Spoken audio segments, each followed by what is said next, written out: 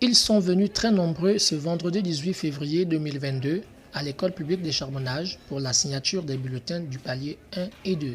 En effet, les parents d'élèves sont venus s'imprégner du travail de leur progéniture au terme de plusieurs semaines d'apprentissage. Certains élèves, à l'instar de ce dernier, est plus que satisfaits du travail abattu.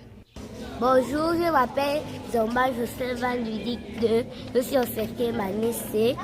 J'ai 9 ans, bien presque 10 ans. Et au deuxième palier, j'ai eu un 8 sur 10. Pendant que certains apprenants ont vu leur moyenne s'améliorer considérablement, d'autres par contre devront redoubler d'efforts au troisième palier en vue d'optimiser leurs chances de réussite à l'examen du certificat d'études. Je me nomme Adingou Jordi Junior. Au premier palier, j'ai eu un 8. Maintenant, au deuxième palier, j'ai eu un 7,33.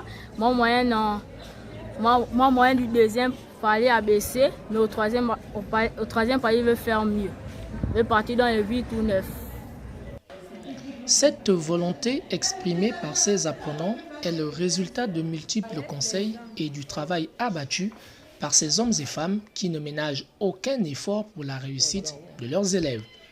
Notons que l'école publique des Charbonnages regroupe en son sein une trentaine d'enseignants au service de l'école gabonaise. Et c'était l'occasion pour eux de discuter avec leurs partenaires qui ne sont que les parents d'élèves. Dans la même lancée, plusieurs parents ont été édifiés du travail de leurs enfants, mais surtout de la conduite de ces derniers dans la salle de classe, mais également dans l'enceinte de l'établissement. Au terme de cette signature des bulletins, les enseignants se sont retrouvés autour du directeur d'école, Jean-Maurice Nzaondo, dans la salle de réunion habituelle.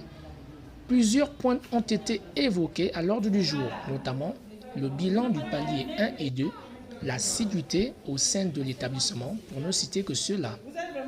Dans les divers, certains collaborateurs se sont prononcés favorablement pour l'organisation prochaine de la journée de l'enseignant que notre pays célèbre tous les 23 mars. Comme chaque année, la question de fête de fin d'année scolaire n'est pas restée en marge. Plusieurs propositions ont vu le jour, mais celle qui a été adoptée est la date du vendredi 27 mai 2022. Autre point évoqué, l'organisation d'un CEP blanc vendredi 25 février 2022 dans l'objectif de mieux préparer nos apprenants à l'examen final. C'était l'occasion pour le directeur d'école de réaffirmer l'engagement du chef de la Circo Nord, M. Sosten Bissadi Banyama, dans les préparatifs du certificat d'études primaires qui aura lieu le 24 mai